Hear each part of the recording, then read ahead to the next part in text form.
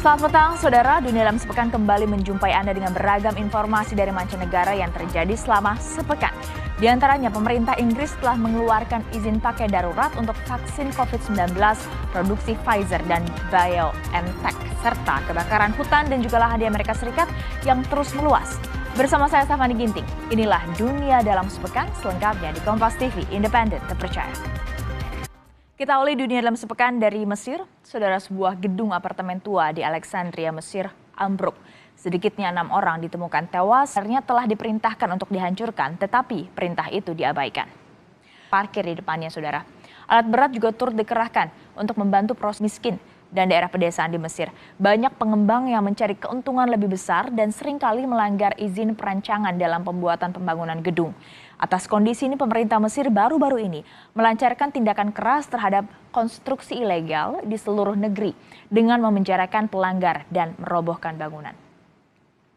Beralih ke Turki, saudara, informasi lainnya, petugas pemadam kebakaran menyelamatkan seekor kucing yang terjebak di dalam selongsong kabel listrik. Kita ke informasi lainnya, saudara, ada sebuah pesawat kecil mendarat darurat dan menabrak kendaraan di jalan antar negara bagian Minnesota, Amerika Serikat. Beruntung tidak ada korban luka dalam peristiwa ini.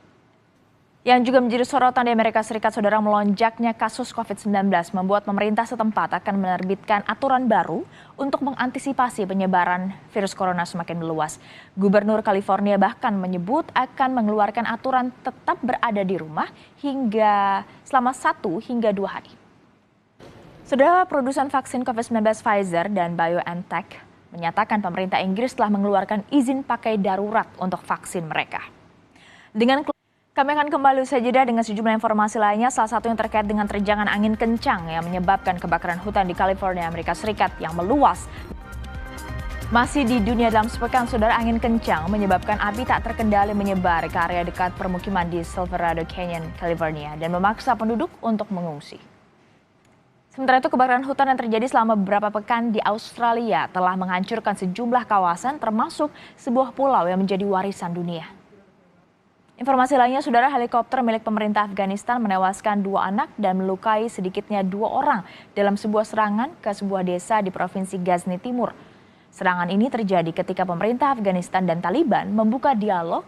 Yang juga menjadi sorotan, 2 orang tewas dan belasan warga terluka akibat ditabrak mobil yang melaju dengan kecepatan tinggi di zona pejalan kaki kawasan pusat kota Trier, Jerman bagian barat. Sudah pihak berwenang Bangladesh mulai merelokasi kloter pertama pengungsi Rohingya ke sebuah pulau terpencil pada Jumat waktu setempat. Relokasi dilakukan meski mendapat kecaman dari kelompok hak asasi manusia untuk menghentikan proses ini. Bergeser ke Thailand, saudara, massa dari gerakan pro-demokrasi Thailand berunjuk rasa mengecam putusan pengadilan yang membebaskan Perdana Menteri Prayut Chan-o-cha dari tuduhan pelanggaran etika konstitusi negara. Informasi lainnya, saudara, ribuan orang di kota Sulaimania di Kurdi, Irak berunjuk rasa menuntut upah mereka yang belum dibayarkan. Sebagian besar dari pengunjuk rasa adalah para guru dan pegawai pemerintahan.